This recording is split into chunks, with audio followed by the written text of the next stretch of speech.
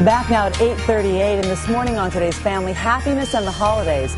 'Tis the season for joy and fun, and for many Americans, however, for stress and unhappiness. So what can we all do to help our holidays be merry and bright? We've got Gretchen Rubin, the author of The Happiness Project, joining us, along with Catherine Berndorf, the author of The 9 Rooms of Happiness. She's also a psychiatrist. Yeah. And so they are joining us to give us some sense about all of this. You guys, good morning. And I should probably also mention that you two are friends, so that you actually have groused yourselves to each other about this problem. Right. What would you say, among the many reasons why so many people get stressed out and unhappy, they are unhappy this particular time of the year, Gretchen? Well, you know, one thing that surprised me that I saw in my blog that I hadn't thought of as something that would make people unhappy is that for a lot of people, the holidays are almost like a high school or college reunion or a milestone birthday, where it's a time of accountability. You're with a lot of people that you haven't seen in a while, and they're like, hey, did you get that job? Or do you have a boyfriend yet?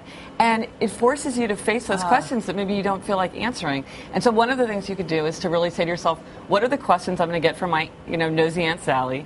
And what's the answer that I'm going to give so that I handle it the way that I want to, instead of just feeling anxious and unhappy in the moment. And what are you learning from your blog, Catherine? Well, I think that happiness at the holidays is a bit of an oxymoron. I think that happiness and holidays don't always go together. I think stress and sadness and difficulty, and I mean, it's also a beautiful time of year, but like Gretchen said, the expectation that it's going to be great, that it should be perfect, that you wait all year for this time of year, and that it doesn't live up to your expectation is so disappointing. One of our viewers sent us this email. I am not on great terms with my own mother, and the Christmas season just brings sadness, a bit of anger and frustration, and overall nostalgia from my childhood when Christmas was magical and it seemed like anything was possible. It's a kind of, as you're talking about, is a kind of balance between what you really wish it would be and the kind of realities of our lives. Right, and if you can know that in advance, if you can be prepared and think that, it's going to be probably the same old, even though you want it to be or wish it to be different, and you can prepare for it, again, like Gretchen said, I think it's really helpful to not feel as sad or as disappointed. But and also, I think some people are the perfectionists that really do want to keep everything perfect. They want to keep all the traditions alive. And those people play an important role because they really do keep those traditions going, and that it makes everybody happy in the long run, because traditions do add to happiness. But if you're that person, sometimes you have to say, it's not going to be perfect. It's not going to be exactly the way I want. Other people are not going to be dressed the way I want them to be or behaving the way I want them, but I'm not going to let it overshadow the day. The important thing is to have that sense of celebration and holiday and let something slide if it turns out.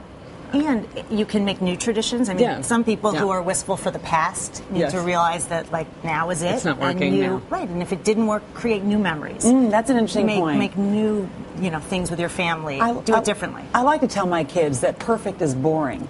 You know? Absolutely. And that if we, it really is, because it sort of makes this kind of limit on what can happen.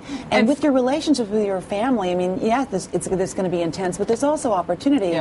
And recognizing what probably is not going to be so much fun, but then creating an opportunity for something that could be fun. And sometimes the things that go wrong are the things that make the best memories later. So the day that the Christmas tree falls over, or the cat gets the turkey, or something like that. At the moment, you feel devastated because you have this whole big mess, or it's not perfect. But then years later, that's what everybody remembers and is laughing about. So what do you say to yourself? I mean, you're talking about how to face the things, the disasters, the things that are not going to be perfect. And the things that are not going to be what how we expect them to be, like they're in storybooks. What do you say to yourself when that happens? Well, what's the message do you say? The message I would say is expect conflict. Expect it's going to be difficult. Expect disasters are going to happen. And have fun with that. And have fun People are with going to annoy you. Right. And also know that conflict is okay, that it's all right if there's conflict. It doesn't mean you don't love your family and that you're not having a good time. I mean, they may drive you crazy, but you still love them, so conflict is fine. The traditions, I find a lot of joy in the little things that our family has passed on. The certain things we eat. We wear bells around our necks on Christmas Eve. I mean, those kinds of things. And that can kind of unify people. Yes, those little traditions are that let you feel connected to the past and give you that feeling of connection to your childhood or connection the way to your original family did things can really add a lot to the holiday. Gretchen Rubin and Dr. Catherine Berndorf, thank you so much for some good suggestions this morning on how to have a happy holiday.